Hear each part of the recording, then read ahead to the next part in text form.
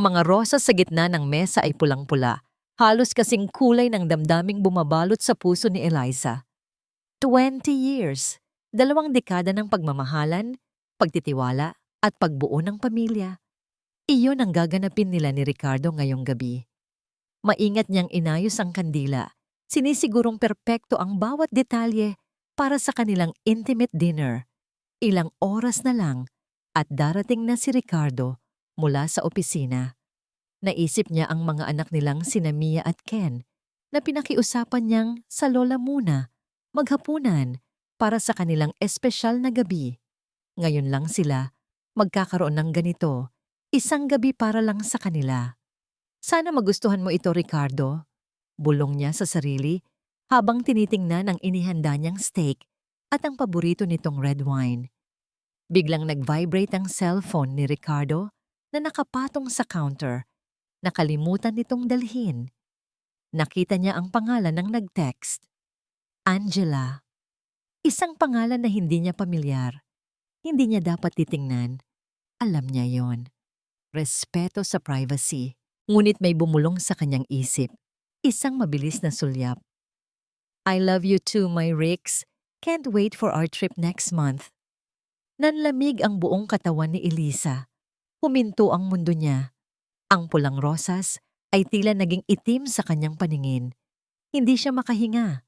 Ang ngiti na nakaguhit sa kanyang labi kanina ay unti-unting napawi, napalitan ng isang mapait na pait. Nagising siya sa isang bangungot. Hindi pa man sumisikat ang araw. Sino si Angela? Anong trip? Sino si Rix? Ang lahat ng kanyang pagtitiwala ay biglang gumuho. Parang isang salamin na nabasag sa libu-libong piraso. Narinig niya ang pagbukas ng pinto. Dumating na si Ricardo. Mabilis niyang binalik ang cellphone sa counter. Pinilit maging kalmado. Hindi siya dapat magpakita ng anumang hinala. Hindi pa. Happy anniversary, mahal, bati ni Ricardo at hinalikan siya sa pisngi. Ang halik ay malamig. Walang pagmamahal. Napakasakit. Ngunit pinilit niyang ngumiti. Happy anniversary din, Ricardo. Umupo sila sa hapagkainan.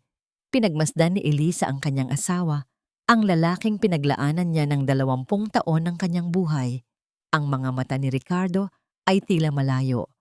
Puno ng mga hindi sinasabing lihim. Ang kanyang paboritong pagkain ay hindi nito pinapansin. Abala sa pag-check ng kanyang cellphone na kinuha na niya. May problema ba, Ricardo? Tanong ni Eliza. Pinipigilan ang nanginginig na boses. Nag-angat ng tingin si Ricardo. Wala. Napapagod lang ako. Marami kaming ginagawa sa kumpanya. Isang kasinungalingan. Alam ni Eliza. Nararamdaman niya. Ang kanyang puso ay parang dinudurog. Sino si Angela? Bakit ganoon ang mensahe? Sinubukan niyang mag-usap, magbahagi ng mga alaala.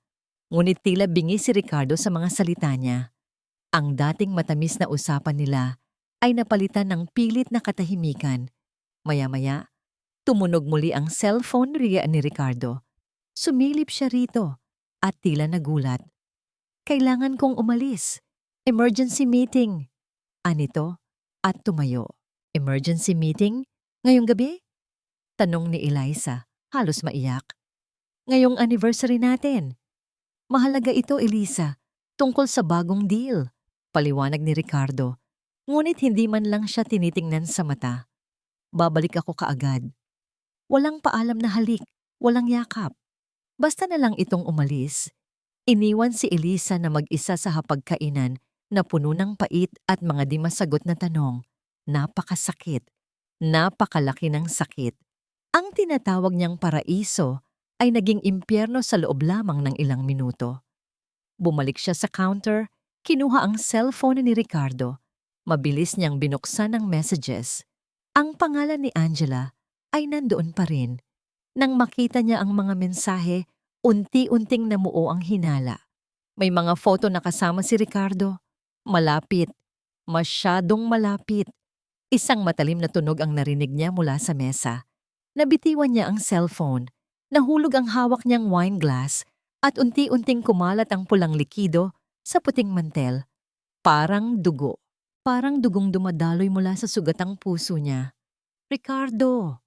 Bulong niya. Anong ginawa mo sa atin? Umiiyak siya, ngunit walang tunog na lumabas. Ang kanyang mga mata ay nanlilisik sa galit. Hindi lang siya basta iiyak at susuko. Hindi niya hahayaan ito. Aalamin ko ang lahat, Ricardo. Bulong niya sa dilim, habang ang pulang alak ay patuloy na kumakalat sa tela. At magbabayad ka. Ang sumunod na araw ay tila isang malabong panaginip para kay Elisa. Nagising siya na may bigat sa dibdib, ang imahe ng mensahe ni Angela at ang malamig na paglisan ni Ricardo ang tanging laman ng kanyang isip.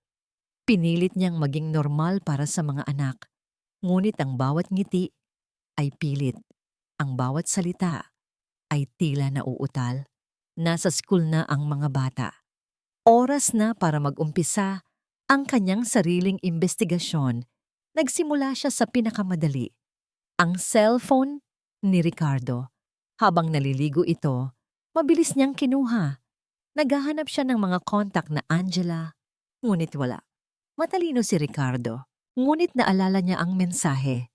Can't wait for our trip next month. May kinalaman yon sa travel. Sinubukan niyang buksan ang email ni Ricardo na alam niyang madalas niyang gamitin.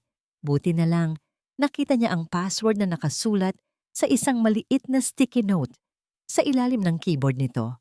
Sa loob ng inbox, naghahanap siya ng mga booking confirmation. Hindi nagtagal, nakita niya. Isang flight booking papuntang Boracay para sa 2 tao, Ricardo de la Cruz at Angela Flores. May petsa pa para sa susunod na buwan. Napahawak si Elisa sa dibdib. Si Angela Flores. Hindi lang yon. May kalakip ding apartment address sa Makati. Isang mamahaling condominium. Nanginginig ang kanyang mga kamay habang sinisave ang mga detalye. Boracay, Makati. Isang buwan na lang. Kinabukasan, habang nasa opisina si Ricardo, pinuntahan ni Elisa ang address sa Makati. Nagbihis siya ng simple, nagsuot ng sunglasses at sombrero para hindi makilala. Ang kondominium ay malaki at napakabago. Isang simbolo ng yaman at modernong pamumuhay. Naghintay siya. Oras, kailangan niyang tiyakin. At pagkatapos ng ilang oras ng paghihintay, nakita niya si Ricardo. Bumaba ito mula sa isang taxi, nakasuot ng pang-casual na damit at naglalakad papunta sa entrance ng kondo. Ngunit hindi lang ito nag-iisa. May kasama itong babae. Bata, maganda, nakayakap sa braso ni Ricardo. Ang babaeng nasa larawan, si Angela. Naramdaman ni Elisa ang matinding sakit na humaplos sa kanyang dibdib. Isang matalim na sakit na mas masahol pa sa kahit anong pisikal na sugat.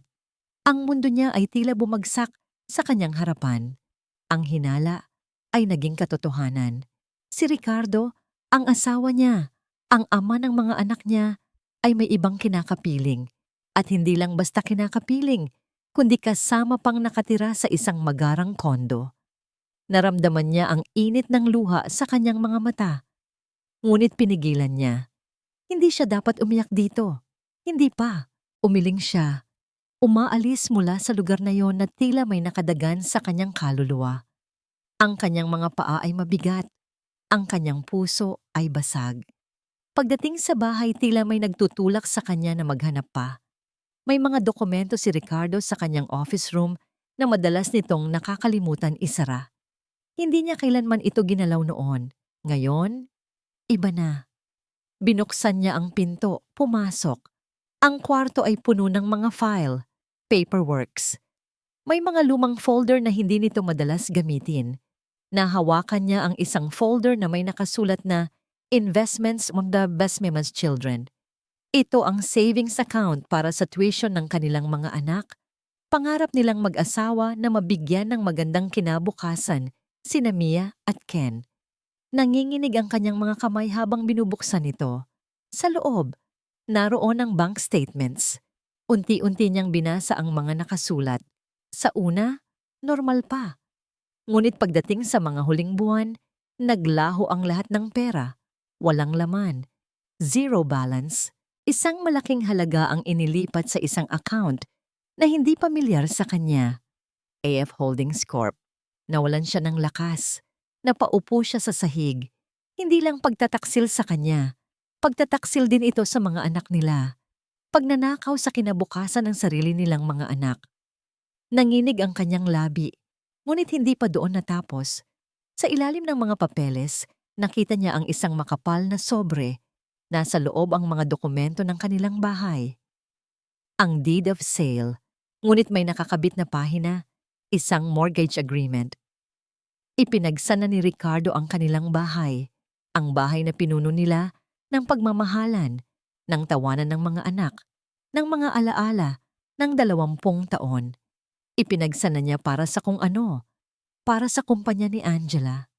Isang malalim na galit ang umakyat mula sa kaibuturan ng kanyang kaluluwa. Hindi na lang ito tungkol sa puso. Tungkol na ito sa pagwasak sa pamilya niya, sa mga anak niya. Ricardo, bulong niya, ang kanyang boses ay nanginginig sa puot. Wala ka nang natira. Lahat kinuha mo na sa amin. Ngunit sa halip na bumagsak sa kawalan, may isang bagay na nagliyab sa loob niya. Isang apoy. Hindi siya susuko. Hindi niya hahayaan na wasakin ni Ricardo ang lahat ng itinayo nila, ang mga anak niya, ang kinabukasan nila. Hindi ka makakatakas sa akin, Ricardo, sabi niya habang unti-unting pinupunasan ng luha sa kanyang mga mata. Babayaran mo ang lahat ng ginawa mo. Ang mga araw na sumunod ay tila isang balanse sa pagitan ng pag-arte at matinding sakit. Sa umaga, si Eliza ay isang ina na naghahanda ng almusal, naghahatid ng mga anak sa eskwela at nagpapanggap na walang problema. Ngunit pagdating ng gabi, kapag tulog na ang lahat, siya ay isang asawang naghihimagsik, nagpaplano. Ang bawat sulyap kay Ricardo, ang bawat pilit ng ngiti nito, ay tila isang sundang na tumutusok sa kanyang puso. Hindi niya kayang harapin si Ricardo ng direkta. Hindi pa. Alam niyang mas matalino ito sa kanya sa larangan ng negosyo at panloloko. Kailangan niya ng plano. Isang matibay na plano. Isang hapon, pagkatapos niyang ihatid ang mga bata, nagpasya si Eliza na pumunta sa isang dating kaibigan ng kanyang ama, si Attorney Dela Cruz, isang respetadong abogado ng pamilya. Kinausap niya ito, ngunit hindi niya isiniwalat ang lahat ng detalye. Ibinigay lang niya ang sitwasyon sa pangkalahatan, problema sa asawa, posibilidad ng divorce, at pagkuha ng karapatan sa mga anak at ari-arian. Eliza, ang kaso ng divorce ay hindi simple dito sa Pilipinas, paliwanag ni Attorney Dela Cruz habang nakakunot ang noo. At kung ang asawa mo ay sadyang tuso sa pinansyal, maaaring mahirapan kang patunayan ang kanyang panloloko. Kailangan mo ng matibay na ebidensya. Naramdaman ni Eliza ang panlulumo. Alam niya na matalino si Ricardo, ngunit hindi siya susuko. Ano po ang maipapayo niyo, attorney? Tanong niya, pinipilit na maging matatag ang kanyang boses. Simulan mo sa pagkalap ng ebidensya, sabi ng abogado. Mga bank statements, deeds, records ng transactions, kahit anong dokumento na magpapatunay sa kanyang mga pinaggagawa. Pag-uwi ni Eliza, nagsimula siyang mag-isip. Paano niya makukuha ang mga ebidensya na yon? Si Ricardo ay sobrang maingat. Lahat ng mahahalagang dokumento ay nakatago sa kanyang safe sa opisina o nakapassword sa kanyang computer. Ngunit may isang bagay na naalala si Eliza. May isang lumang laptop si Ricardo na nasa bodega. Matagal na niyang hindi ginagamit. Palagi nang ang bago niyang MacBook ang gamit. Marahil may mga lumang files doon. Kinagabihan, habang mahimbing na ang tulog ni Ricardo, tahimik na bumangon si Eliza. Nagtungo siya sa bodega. Amoy alikabok at luma. Sa ilalim ng isang tumpok ng mga lumang kahon, nakita niya ang lumang laptop. Kinuha niya ito at dinala sa kanyang study table. Nanginginig ang kanyang mga kamay habang binubuksan ang laptop. Nag-boot ito ng matagal. Tila nagrereklamo sa tagal ng pagka-inactive. Sa wakas, bumukas. Buti na lang, walang password. Sinimulan ni Eliza ang paghahanap. Sa umpisa, wala siyang makita kundi mga lumang documents tungkol sa mga unang taon ng kumpanya ni Ricardo. Ngunit habang naghuhukay siya, may nakita siyang isang folder na may nakasulat na AF Proj, AF Angela Flores. Binuksan niya ang folder. Sa loob, naroon ang mga contracts, proposals, at financial statements. Ang AF Holdings Corp. Ito nga. Nakita niya ang listahan ng mga investor at sa pinakababa, ang pangalan ni Ricardo na may napakalaking halaga ng investment. Kasama rin doon ang mga paglilipat ng pera mula sa kanilang joint account at mula sa savings account ng mga anak nila. Hindi lang yon. May nakita pa siyang isa pang folder na katago ng mas malalim. Confidential. Old partner files. Binuksan niya. Isang serye ng email exchanges sa pagitan ni Ricardo at isang lalaking nagngangalang Mr. David Flores, ang ama ni Angela. Ang mga email ay nagpapakita ng isang komplikadong transaksyon kung saan unti-unting nilinlang ni Ricardo si Mr. Flores hanggang sa maubos ang lahat ng puhunan nito. Nanlaki ang mga mata ni Elisa. Hindi lang siya at ang mga anak niya ang biktima ni Ricardo, pati ang pamilya ni Angela.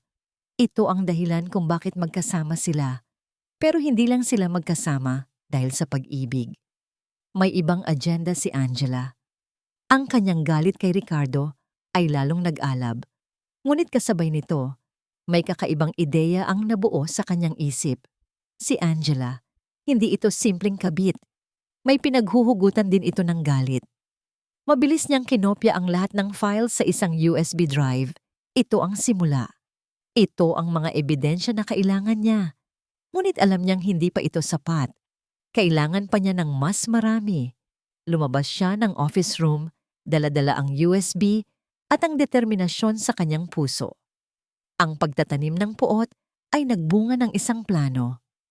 Ricardo, bulong niya sa sarili habang tinititigan ang sarili sa salamin.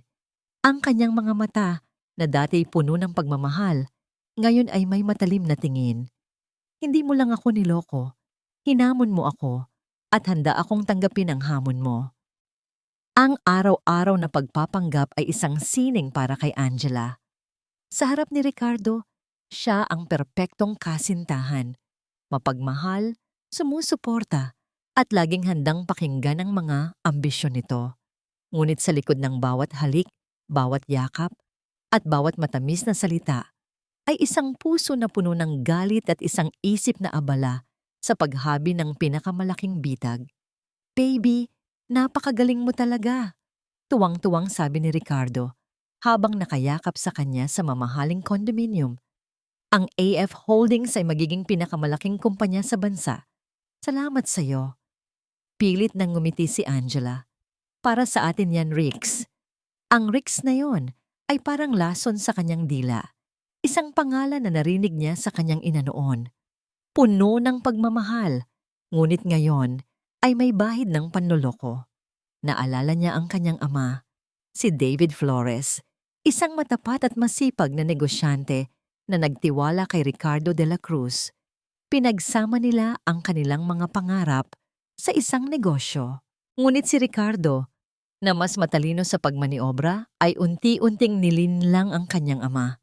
Inilipat ang mga pondo, binago ang mga kontrata, at sa huli, ninakaw ang lahat. Nawala ang lahat, Angela, ang lahat ng pinaghirapan ko, ang huling salita ng kanyang ama, bago ito inatake sa puso at tuluyang pumanaw, dala ang matinding sama ng loob.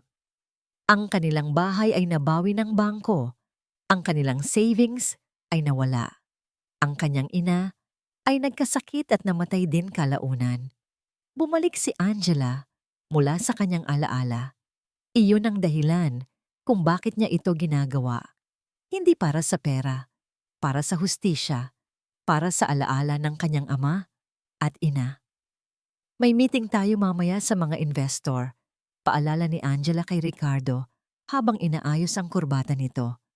Kailangan nating maging handa. May malaking pondo silang gustong ilagay. Don't worry, baby, sagot ni Ricardo. Kumindat. Ako na ang bahala doon. Wala kang dapat alalahanin. Magtiwala ka lang sa akin. Nagpakawala ng tahimik na tawa si Angela sa isip. Magtiwala.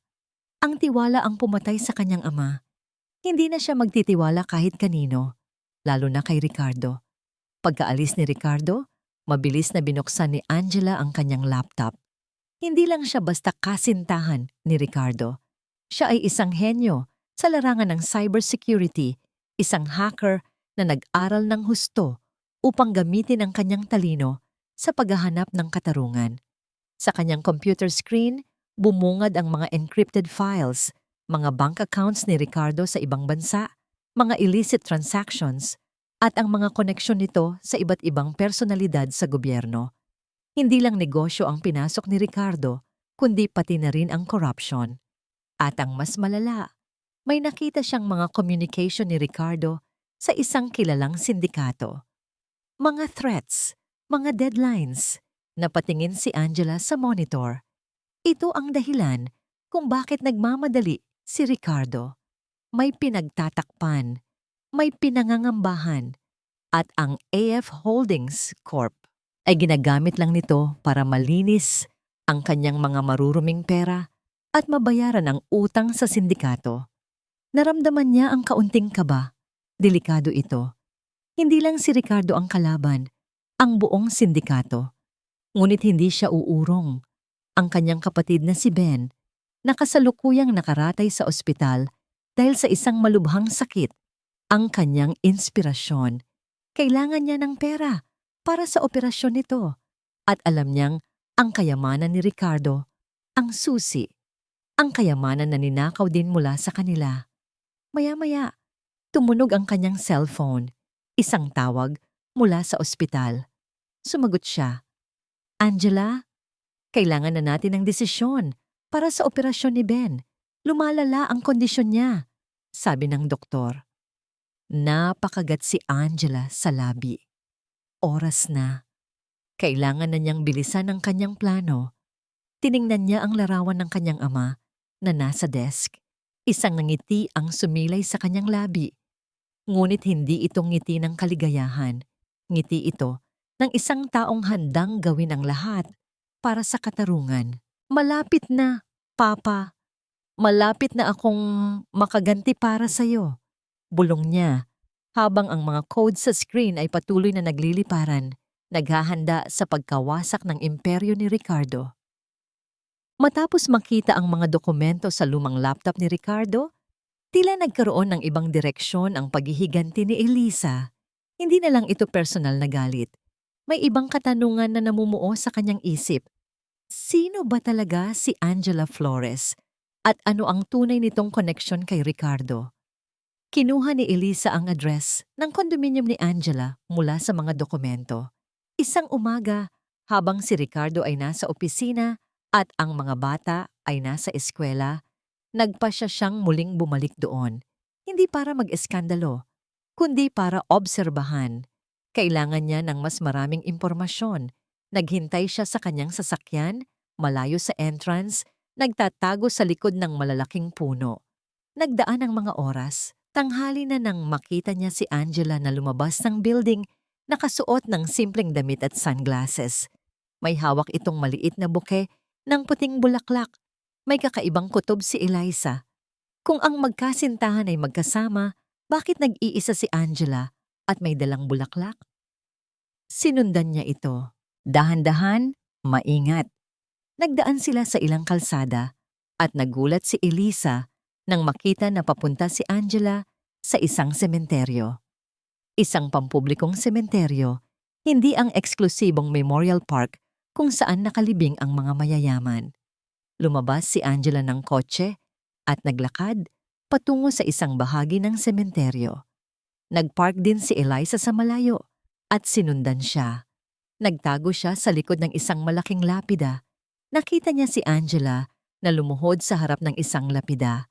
Hindi ito malaki, simple lang, at may nakaukit na pangalan, David Flores. Narinig ni Elisa ang mahihinang hikbi ni Angela. "Papa, miss na po kita. Sana makita niyo kung gaano ako nagsisikap para makamit ang hustisya para sa inyo." Niyakap ni Angela ang lapida at doon, sumabog ang lahat ng emosyon. Umungal siya, umiyak ng walang pagpipigil. Bakit po kayo kinuha sa amin? Bakit po niya tayo niloko? Si Ricardo? Sisiguraduhin kong magbabayad siya. Lahat ng kinuha niya sa atin, babawin ko. Parang may humampas sa dibdib ni Eliza. Ang kanyang puso ay biglang lumambot. Ang galit na nararamdaman niya kay Angela ay biglang napalitan ng awa at pagkagulat. Narinig niya ang lahat. Ang pangalan ng kanyang ama, ang galit kay Ricardo, ang paghihiganti. Ang mga piraso ng puzzle ay unti-unting nabuo sa kanyang isip. Si David Flores, ang pangalan na nakita niya sa mga lumang dokumento ni Ricardo, ang dating partner na niloko at pinagsamantalahan ni Ricardo, ang AF Proj, AF Holdings, Angela Flores. Hindi lang basta kabit si Angela. Siya ay isang biktima, isang anak na naghahanap ng katarungan para sa kanyang ama. Unti-unting bumalik si Eliza sa kanyang sasakyan. Ang kanyang isip ay gulong-gulo. Ang kanyang kalaban ay hindi lang si Ricardo. Maari ring maging kakampi niya si Angela. Nagsimula siya ng mag-research tungkol kay David Flores, lumang news articles, business directories. Sa wakas, nakakita siya ng isang lumang balita tungkol sa pagkalugi ng isang maliit na kumpanya at ang kontrobersyal na pagkakadawit ni Ricardo de la Cruz. Pinabulaanan noon ni Ricardo ang lahat at dahil sa kanyang impluensya, nalinis ang kanyang pangalan. Ngunit ang pamilya Flores ay nawalan ng lahat. Napaupo si Eliza sa sala. Hawak ang mga printout ng news articles. Nanginginig ang kanyang mga kamay. Buong buhay niya, ipinagmalaki niya si Ricardo, ang matalino at matagumpay niyang asawa. Ngunit ngayon, nakikita niya ang tunay na Ricardo. Isang manloloko, isang walang puso. At hindi lang siya ang kanyang niloko. Ang kanyang galit kay Ricardo ay lalong nag-alab, ngunit sa pagkakataong ito, may kasamang kakaibang pag-asa. Paano kung magtulungan sila ni Angela? Paano kung ang dalawang babae na niloko at sinaktan ni Ricardo ay magsanib puwersa? Napatingin siya sa larawan ng kanyang mga anak. Ito ang kailangan niya. Hindi lang para sa kanyang sarili, kundi para sa kinabukasan ng kanyang mga anak. Hindi niya hahayaan na makatakas si Ricardo sa kanyang mga kasalanan. Isang matinding desisyon ang nabuo sa kanyang puso. Kailangan kong makausap si Angela, bulong niya. Kailangan kong malaman ang buong istorya niya. Ito ay isang mapanganib na hakbang, ngunit pakiramdam ni Eliza, ito ang tanging paraan. Ang desisyon ni Eliza na lapitan si Angela ay hindi madali. Paano niya kakausapin ang babaeng kasintahan ng kanyang asawa? Ngunit ang nakita at narinig niya sa sementeryo ay mas matimbang kaysa sa kanyang personal na galit. May pinagsasamahan silang sakit, isang karaniwang kalaban. Kinuha niya ang cellphone niya. Paano niya kukontakin si Angela nang hindi nalalaman ni Ricardo? Naalala niya ang business card ni Angela na nakita niya sa wallet ni Ricardo. May contact number doon. Kinabukasan, habang nasa trabaho si Ricardo, nagpadala si Eliza ng isang simpleng text message kay Angela. Kailangan nating mag-usap. Alam ko ang tungkol sa iyo at kay Ricardo. At sa papa mo, hindi ako ang kalaban mo. Nanginginig ang kanyang mga kamay habang hinihintay ang sagot. Ilang minuto ang lumipas. Walang reply. Kinabahan siya. Baka nagkamali siya. Baka sabihin ni Angela kay Ricardo. Ngunit pagkatapos ng halos 1 oras, nag-reply si Angela. Sino ka? At anong alam mo? Ako si Eliza, asawa ni Ricardo. Alam ko ang ginawa niya sa papa mo. Gusto kitang tulungan. Hindi mo kayang mag-isa. Reply ni Eliza diretsahan. Magkita tayo. Isang pampublikong lugar. Huwag kang magdadala ng kahit sino. Kung hindi, mawawala ako. Sagot ni Angela, nagpapakita ng pag-iingat. Nagkasundo sila na magkita sa isang coffee shop sa isang mall kinabukasan. Hindi makatulog si Elisa ng gabing iyon. Ang kanyang puso ay kumakabog sa takot at pag-asa. Kinabukasan, maaga siyang dumating. Nakaupo siya sa isang sulok, naghihintay. Nang makita niya si Angela na naglalakad papasok, naramdaman niya ang matinding kaba. Ito ang babaeng sumira sa kanyang pamilya. Ngunit ngayon, narito siya, naghahanap ng kapanalig. Umupo si Angela sa tapat niya. Ang kanyang mga mata ay matalim at puno ng pagdududa. Walang-walang ngiti, walang init. Sige, magsalita ka, hamon ni Angela. Sinimulan ni Eliza ang kwento kung paano niya nalaman ang tungkol sa kanila ni Ricardo, kung paano niya natuklasan ang pagkawala ng savings ng mga anak niya at ang pagsasanla ng bahay. Ang kanyang boses ay nanginginig sa sakit at galit. Pagkatapos, kinuha niya ang USB drive mula sa kanyang bag. Nakita ko ito sa lumang laptop ni Ricardo. Mga lumang files niya, mga email sa papa mo, Mr. David Flores, ang mga transaksyon, ang lahat. Napakunot ang noo ni Angela. Kinuha niya ang USB drive at isinaksak sa sariling tablet. Mabilis niyang iniskan ang mga files. Ang kanyang mga mata ay nanlaki. Ang mga ebidensya na nakita ni Eliza ay sadyang detalyado. Paano mo nakuha ito? Tanong ni Angela. Nagulat. Hindi ko na yan importante. Ang importante, mayroon tayo pareho ng kalaban. Sabi ni Eliza, tumingin ng direkta sa mga mata ni Angela. Alam kong gusto mong maghiganti. Gusto ko rin. Isang mahabang katahimikan ang bumalot sa kanila. Nagtitigan sila, dalawang babae na nasaktan ng iisang lalaki, ngayon ay maghaharap. Ang hangin ay tila bumigat. Sa wakas, nagbuntong hininga si Angela. May plano ako, Elisa. Hindi lang tungkol sa pag-expose kay Ricardo. Mas malaki pa. Gusto kong pabagsakin ang lahat ng itinayo niya, kasama ang mga kasamahan niya. Kinwento ni Angela ang kanyang plano. Ang AF Holdings Corp ay isang shell company lamang. Ginagamit ni Ricardo ito para sa money laundering at iba pang illegal na transaksyon, kabilang ang pakikipag-ugnayan sa isang sindikato. Ang kanyang pagiging kasintahan ni Ricardo ay bahagi lang ng kanyang cover. Nanlaki ang mga mata ni Elisa. Mas malala pa sa kanyang inakala. Hindi lang pagtataksil sa pamilya, kundi kriminalidad. Kaya ko siyang ilaglag sa financial aspect, sabi ni Angela.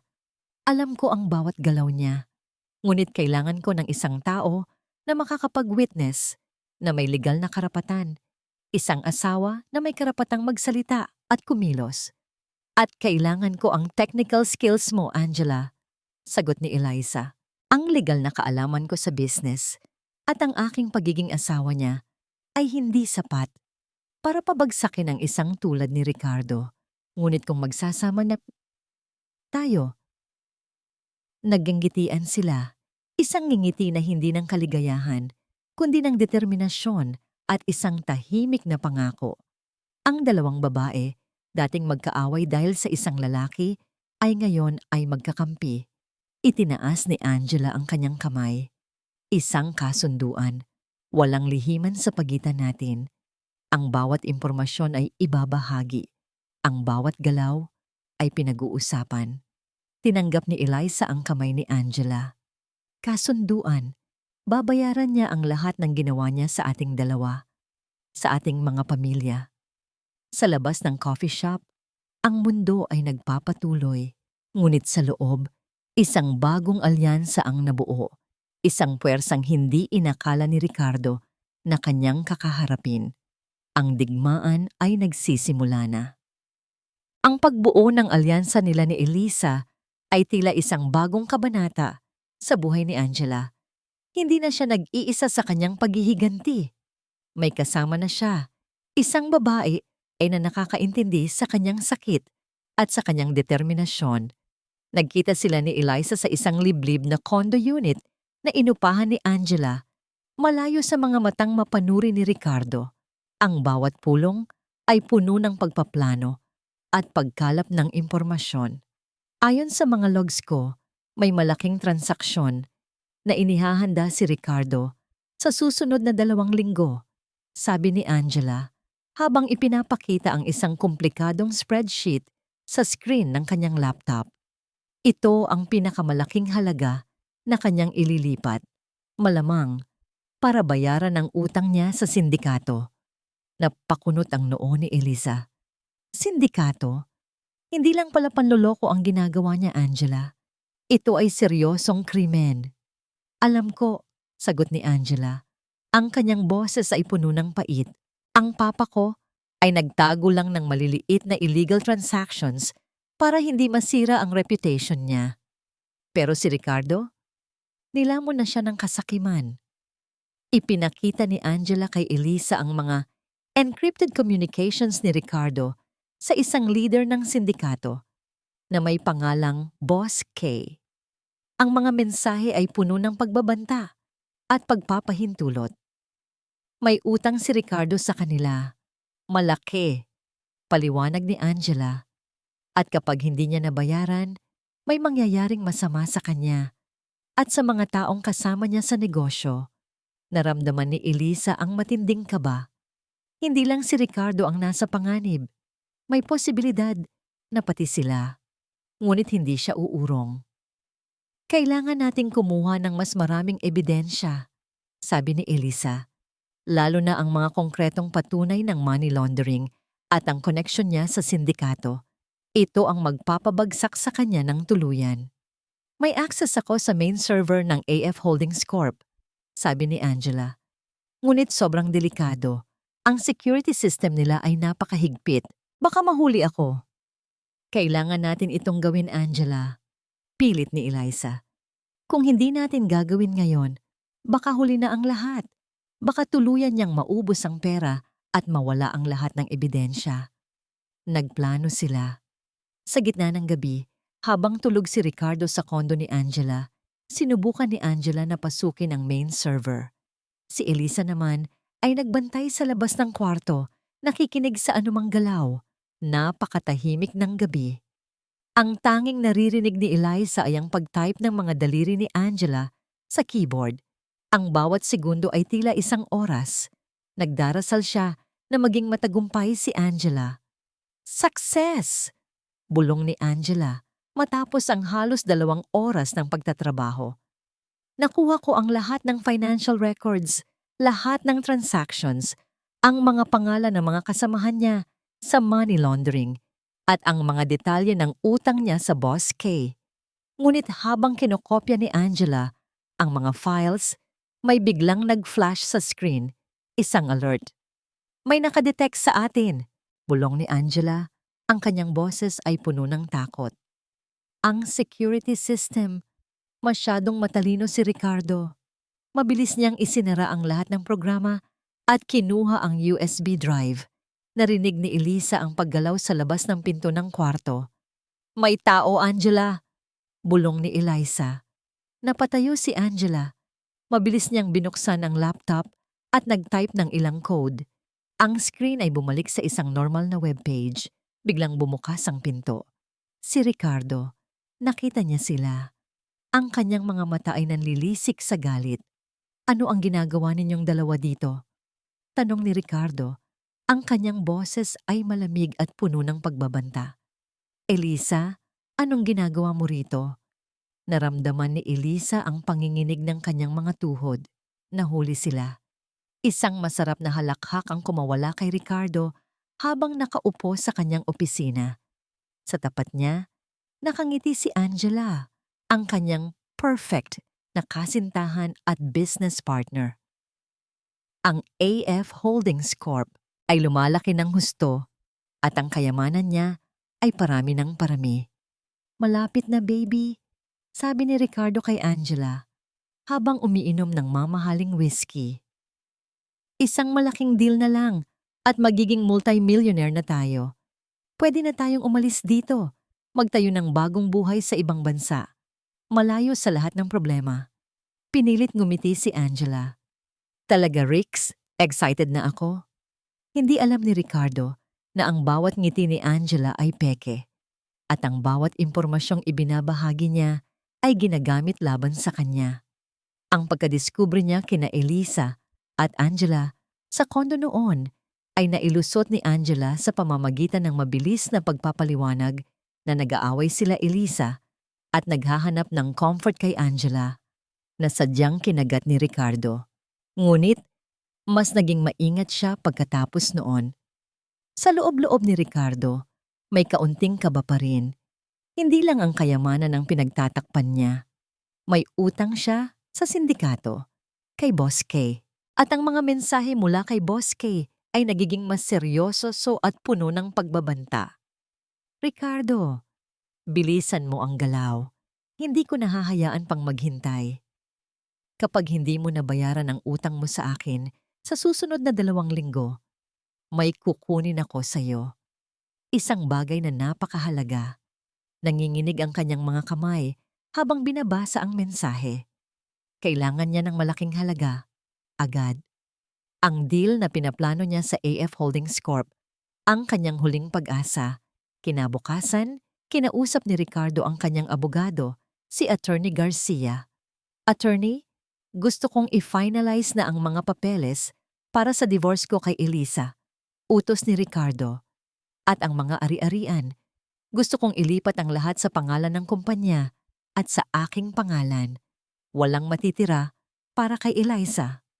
Sir, medyo komplikado po ang sitwasyon, sabi ni Attorney Garcia. Lalo na at may mga anak kayo at ang bahay ay nakasanla na. Wala akong pakialam sa komplikasyon, sigaw ni Ricardo. Gawin mo ang trabaho mo. Gumamit ka ng lahat ng butas sa batas. Gusto kong maging malinis ang lahat. Ayokong may habol si Elisa sa akin. Napakasakit ng mga salitang lumabas sa bibig ni Ricardo. Ngunit sa kanyang isip, wala siyang pakialam. Si Elisa ay isang pabigat. Ang mga anak niya ay dapat na makaintindi. Kailangan niya ng bagong buhay. Isang buhay na puno ng yaman at kalayaan. Kasama si Angela. Pagkaalis ni Attorney Garcia, napatingin si Ricardo sa larawan nila ni Elisa na nakapatong sa kanyang desk. Ang larawan ng kanilang kasal, 20 taon na ang nakalipas. Ang kanyang nanggiti noon ay puno ng pagmamahal at pag-asa. Ngayon, isang mapait na ngiti ang lumabas sa kanyang labi. Patawarin mo ako, Eliza, bulong niya. Ngunit walang anumang sincerity sa kanyang boses. Ngunit ang buhay ay para sa mga matatapang. At ako ang matapang. Ako ang mananalo. Umupo siya sa kanyang swivel chair, inikot ang kanyang upuan at tiningnan ang malaking glass window ng kanyang opisina. Mula doon, tanaw niya ang buong syudad. Ang syudad na balak niyang sakupin. Ang mundo na balak niyang pagharian. Ininom niya ang natitirang whiskey sa kanyang baso. Ang init ng alak ay dumaloy sa kanyang lalamunan na tila nagbibigay sa kanya ng kapangyarihan.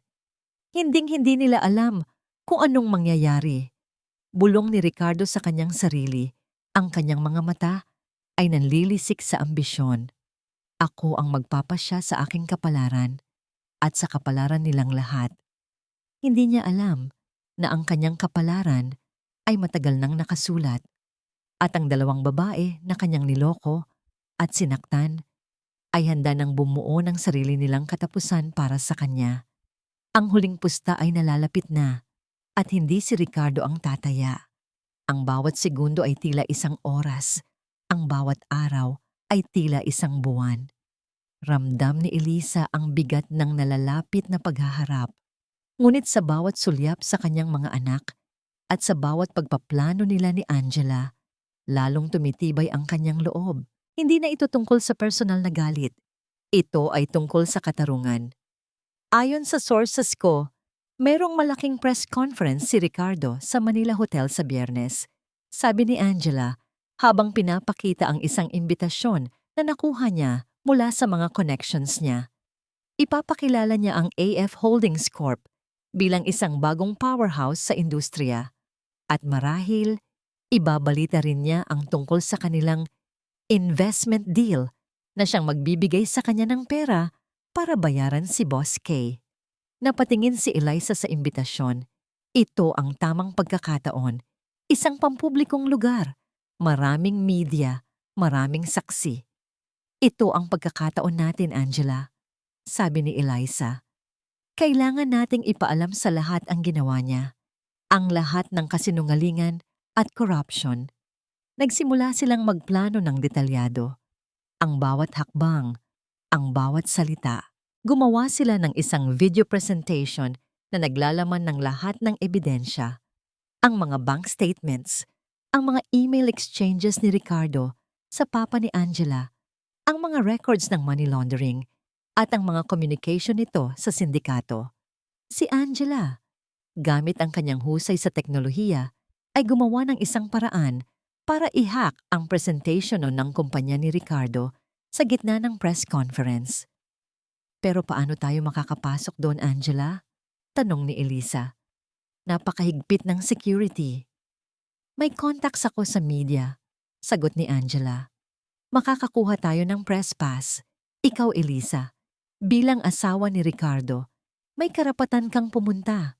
Gamitin mo yon. Pagdating ng tamang oras, lalabas tayo. Nagsimula ang matinding paghahanda. Paulit-ulit nilang ni-rehearse ang bawat galaw. Kailangan nilang maging perpekto. Hindi sila pwedeng magkamali. Isang gabi, habang nag-iisa si Eliza sa kanyang kwarto, kinuha niya ang lumang album ng kanilang kasal. Tiningnan niya ang kanyang nangiti. Ang ngiti ni Ricardo. Ang dalawang pusong nangakong magmamahalan habang buhay. Naramdaman niya ang matinding kirot sa kanyang dibdib. Hindi ito madali. Ang pagwawasak sa taong minsan niyang minahal. Ngunit nang makita niya ang larawan ng kanyang mga anak, muling nagbalik ang kanyang lakas. Ito ay para sa kanila. Para sa kanilang kinabukasan. Handa na ako, Ricardo. Bulong niya. Handa na akong harapin ka at ilabas ang lahat ng katotohanan. Kinabukasan, bago ang D-Day, nagkita sila ni Angela. Ang kanilang mga mukha ay seryoso, puno ng determinasyon. Eliza, handa ka na ba? Tanong ni Angela. Ang kanyang mga mata ay nanlilisik. Tumingin si Eliza kay Angela. Nakita niya sa mga mata nito ang parehong apoy ng paghihiganti at paghahanap ng katarungan. Handa na ako, Angela, sagot ni Eliza. Ang kanyang boses ay matatag. Para sa ating lahat, para sa hustisya. Nag-abot sila ng kamay, isang pangako ng suporta sa isa't isa. Ang kanilang alyansa ay hindi lang dahil sa galit, kundi dahil sa pag-asa na makamit ang isang mas mabuting kinabukasan. Ang araw ng press conference ay dumating. Nasa Manila Hotel na si Eliza, nakasuot ng isang simpleng damit ngunit may dignidad.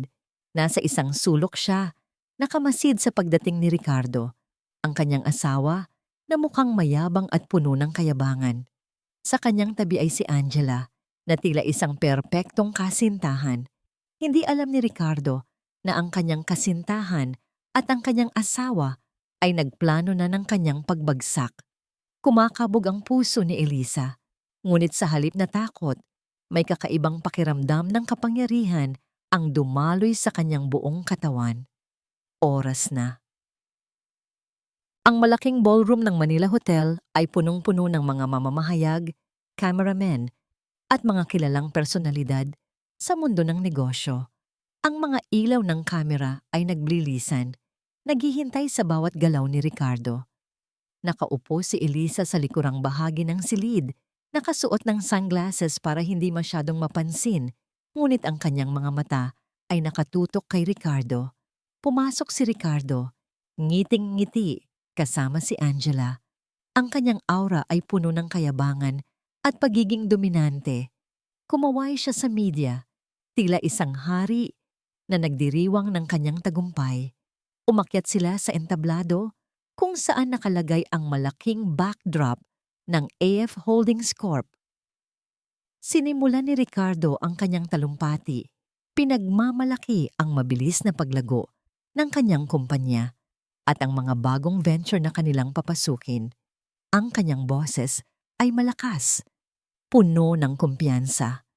Habang nagsasalita siya, tila may naglalabas ang graph at figures sa malaking screen sa likod niya. Pinapakita ang kanyang tagumpay. Ang AF Holdings Corp ay hindi lang isang kumpanya, kundi isang pamilya. Isang pamilya na binuo sa tiwala at biglang nag-iba ang projection sa screen. Nawala ang mga graph at figures. Sa halip, bumungad ang isang video. Isang video na nagpapakita ng mga bank statements, mga email exchanges ni Ricardo sa papa ni Angela, at ang mga transaction sa offshore accounts. Napatigil si Ricardo sa pagsasalita. Napakunot ang noo niya. Ang mga mamamahayag ay nagbulungan. May kakaibang nangyayari. Anong nangyayari? Bulong ni Ricardo kay Angela. Ngunit si Angela ay nanatiling kalmado. Tumingin ito kay Ricardo. Isang tingin na puno ng galit at pananagumpay. Wala na, Ricardo? Sabi ni Angela nang mahina. Tapos na ang laro mo. Lumabas si Eliza mula sa kanyang kinauupuan. Naglakad siya patungo sa entablado. Ang kanyang mga paa ay matatag. Ang kanyang mga mata ay nanlilisik. Hindi ka pa tapos, Ricardo, sabi ni Eliza. Ang kanyang boses ay malinaw at matatag. Sapat para marinig ng lahat. Hindi pa tapos ang mga kasinungalingan mo. Nagulat ang lahat. Ang mga flash ng kamera ay nagblilisan. Ang mga mikropono ay nakatutok sa kanya. Si Eliza de la Cruz, ang asawa ni Ricardo. Bulong ng isang mamamahayag. Napatulala si Ricardo. Hindi niya inakala na mangyayari ito. Ang kanyang asawa at ang kanyang kasintahan magkasama. At laban sa kanya? Sa screen, nag-iba muli ang video. Ngayon, ipinapakita ang mga larawan ni Ricardo kasama ang mga opisyalis ng gobyerno. May mga caption na nagpapahiwatig ng corruption. Kasama rin doon ang mga audio recordings ng pag-uusap niya kay Bosk, ang leader ng sindikato na pinatunog sa buong ballroom. Ang mga perang ibinubuhos ninyo sa AF Holdings Corp ay hindi para sa negosyo, sabi ni Eliza habang nakaharap sa lahat. Ito ay para sa paglinis ng maruruming pera ni Ricardo de la Cruz at para bayaran ang kanyang utang sa isang sindikato na nagbabanta sa kanyang buhay. Lalong umingay ang bulungan.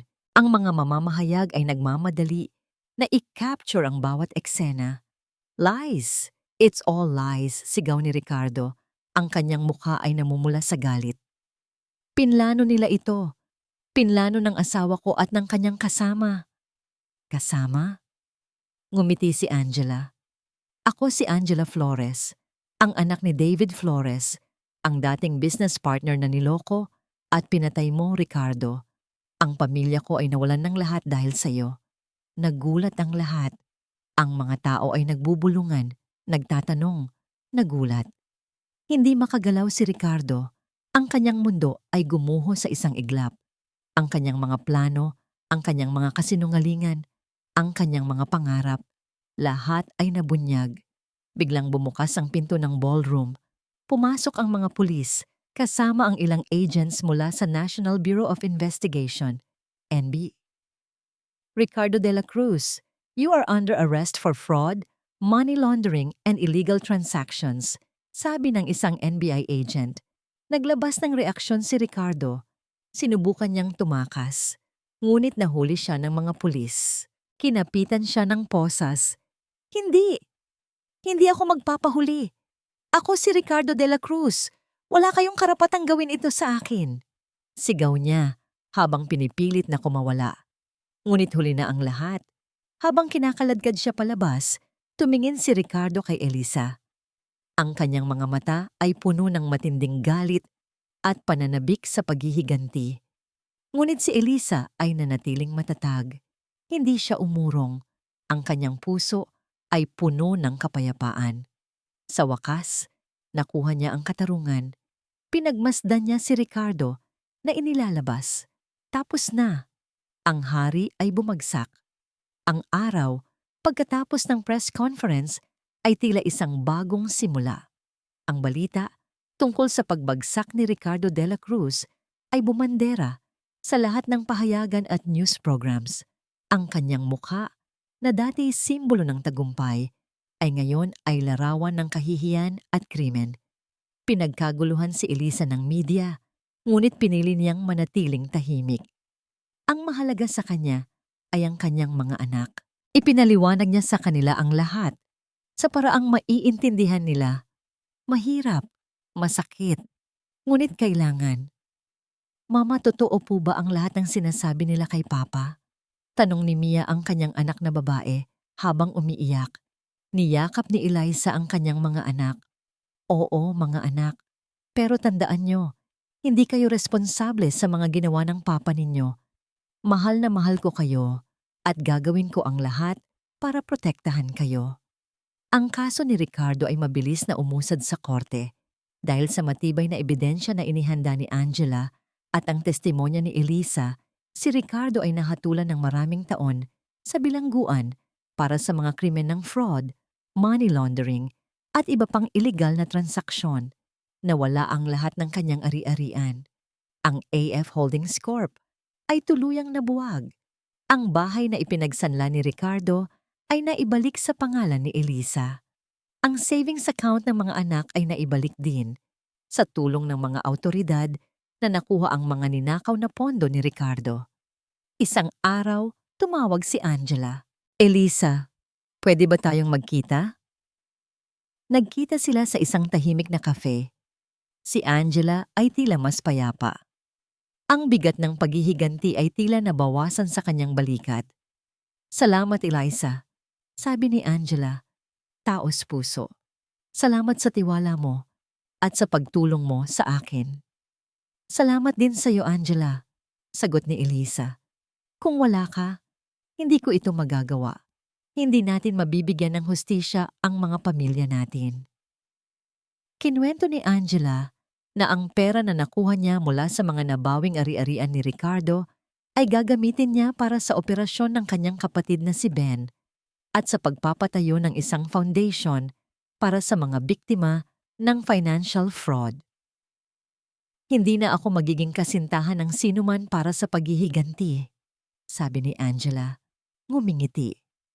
Ngayon, gusto ko nang magkaroon ng sarili kong buhay. Isang malinis na buhay. Yumakap sila sa isa't isa. Isang yakap ng pagkakaibigan at pagkakaisa na nabuo sa gitna ng sakit. Para kay Eliza ang proseso ng pagpapagaling ay mas matagal. Ang mga sugat sa kanyang puso ay hindi madaling maghilom. Ngunit sa bawat araw, mas nagiging malakas siya. Nagsimula siyang maghanap ng bagong trabaho. Ang dating pangarap niya na maging isang fashion designer ay muling sumilay. Nag-enroll siya sa isang short course at unti-unting lumikha ng mga disenyo. Nakakita siya ng trabaho sa isang butik at unti-unting nakilala sa kanyang galing. Ang kanyang mga anak ay masaya. Mas malapit sila ngayon. Isang gabi, habang nakaupo siya sa kanyang bintana, tinitingnan ang buwan, naramdaman niya ang kapayapaan. Ang sakit ay nandoon pa rin, ngunit hindi na ito ang nagkokontrol sa kanya. Ang paghihiganti ay natapos na at ang katarungan ay nakamit. Ngayon, oras na para sa kanyang sariling buhay. Ang sakit ay nagiging lakas, bulong niya. At ngayon, ako ay malaya na. 5 taon ang lumipas. Ang pangalan ni Ricardo de la Cruz ay isa na lang alaala, isang babala sa mga pahina ng kasaysayan ng krimen. Siya ay nananatili sa likod ng rehas, nagbabayad sa kanyang mga kasalanan. Ngunit para kay Elisa, ang nakaraan ay nanatili na lang sa likod niya. Si Elisa de la Cruz, na dating kilala bilang asawa ng isang sikat na negosyante, ay ngayon ay isang respetadong fashion designer. Ang kanyang butik, na Eliza's Touch, ay unti-unting lumalago. Ang kanyang mga disenyo ay hinahangaan dahil sa kanilang ganda, pagiging praktikal, at ang kwento sa likod ng bawat piyesa, ang kwento ng isang babaeng muling bumangon. Isang hapon, habang abala siya sa pag-aayos ng display sa kanyang butik, pumasok ang 2 binata at dalagang magaganda, sina Mia at Ken. Malalaki na sila. Si Mia ay nag-aaral ng law, habang si Ken naman ay isang engineering student. Matatalino at matitino, hindi nagpabaya sa pag-aaral. Salamat sa gabay ni Elisa. Mama, Tiningnan namin na ng mga bagong designs mo, sabi ni Mia. Yakap-yakap ang kanyang ina. Ang ganda talaga, ma. Oo nga, ma. Proud kami sa'yo.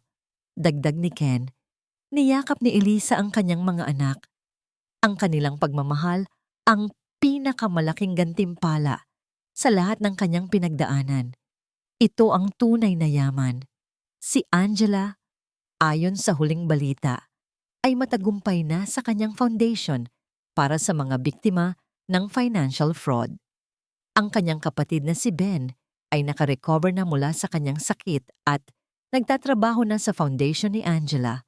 Paminsan-minsan ay nagkikita sila ni Elisa at ang kanilang pagkakaibigan ay nanatiling matibay, binuo sa isang hindi inaasahang paraan. Mayroon bang bagong pag-ibig para kay Elisa? Hindi na niya hinanap. Ang kanyang puso ay puno ng pagmamahal para sa kanyang mga anak, sa kanyang trabaho, at sa bagong kalayaang natagpuan niya. Kung darating man, darating. Kung hindi, ayos lang din. Masaya na siya. Isang araw, habang nakaupo si Elisa sa isang bench sa park, pinagmamasdan ng kanyang mga anak na nagtatawanan habang naglalakad palayo. Nakaramdam siya ng matinding kapayapaan. Ang hangin ay sariwa. Ang araw ay sumisikat. Ang kanyang nakaraan ay tila isang malayong panaginip. Ang mga sugat ay naghilom. Ang pait ay napalitan ng pag-asa. Ang kanyang buhay ay isang testamento sa lakas ng loob ng isang babae. Hindi siya naging biktima ng pagtataksil, kundi naging simbolo ng pagbangon at katarungan.